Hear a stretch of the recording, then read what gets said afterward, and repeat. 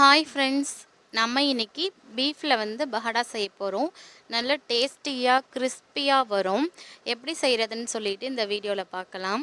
அதுக்கு நம்ம ஒரு 1/4 கிலோ அளவுக்கு நம்ம பீஃப் எடுத்துக்கலாம். உங்களுக்கு எவ்வளோ தேவையோ 1/2 கிலோ போல் போட்டு செஞ்சுக்கலாம். நான் வந்து ஒரு 1/4 கிலோ வந்து எடுத்துக்கிட்டேன். அதை எடுத்துக்கிட்டு அந்த பீஃபை வந்து மஞ்சத்தூள் கொஞ்சம் உப்பு போட்டு நல்லா கழுவி இந்த மாதிரி மிக்ஸி ஜாரில் வந்து நல்லா அரைச்சி எடுத்துகிட்டு வந்துக்கலாம். ஒரு ஃபைன் பேஸ்ட்டாலாம் இது அரையாது. இந்த மாதிரி தான் ஒரு கொரப்பான ஸ்டேஜில் வந்து இருக்கும்.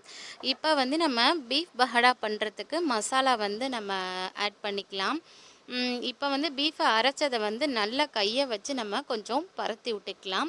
ஏன்னா அப்போ தான் வந்து அந்த கொஞ்சம் அதில் சிக்கி இருக்க மாதிரி இருக்கும். இப்போ அதுக்கு தேவையான மசாலா நம்ம ஆட் பண்ணிக்கலாம்.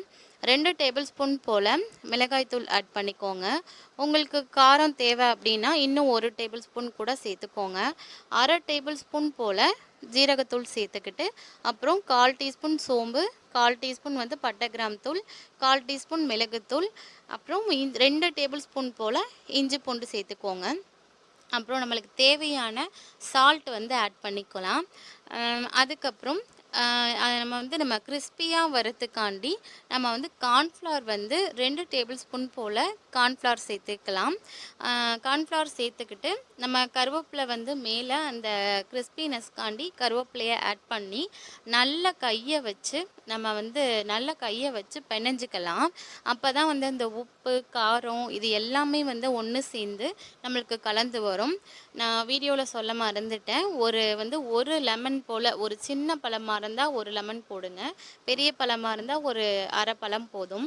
அதை வந்து புழிஞ்சு விட்டுக்கோங்க. இந்த வீடியோலையும் நான் காமிக்கல அதை. ஒரு அரை பழம் வந்து லெமன் சேர்த்து நல்லா எல்லாத்தையும் போட்டு ஒன்று சேர பிணைஞ்சு வச்சுக்கோங்க.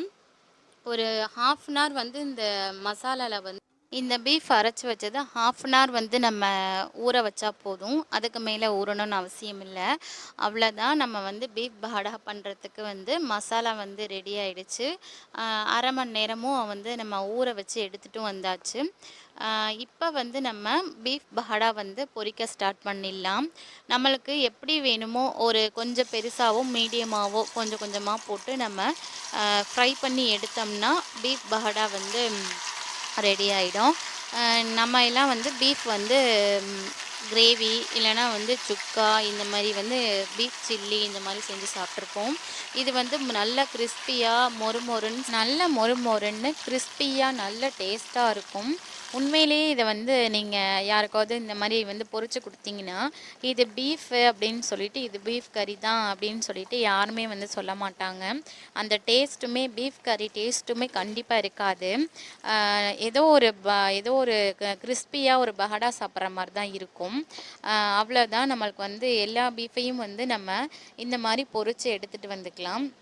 ஒரு பேட்சாக போட்டு, ஆனால் கொஞ்சமாக தான் இந்த இதில் போட்டு எடுக்கணும். இல்லைனா ஒன்று சேர்ந்து கொஞ்சம் இதாகிடும். அதனால் வந்து கொஞ்சமாக போட்டு நான் வந்து இந்த சட்டியில் போட்டு எடுத்துகிட்டு வந்துக்கிறேன். அவ்வளோதான். இந்த மாதிரி நீங்கள் பீஃப் பஹடா வீட்டில் செஞ்சுருக்கீங்களா என்னன்னு சொல்லிவிட்டு எனக்கு கமெண்ட்டில் சொல்லுங்கள். அப்புறம் இந்த பீஃபை வந்து நம்ம டெக்கரேட் பண்ணுறதுக்காண்டி கொஞ்சோண்டு வெங்காயம் வந்து இதுக்கு வந்து சைடேஸே வந்து வெங்காயம் தான். மேலே வந்து கொஞ்சம் வெங்காயம் வச்சு அந்த பீஃபை வச்சு கொஞ்சோண்டு சாப்பிட்டு பாருங்கள். டேஸ்ட் வந்து அல்டிமேட்டாக இருக்கும். வீட்டில் நீங்களும் இந்த மாதிரி பீஃப் பஹடா செஞ்சு ட்ரை பண்ணி பார்த்துட்டு எனக்கு கமெண்ட்டில் சொல்லுங்கள். இந்த வீடியோ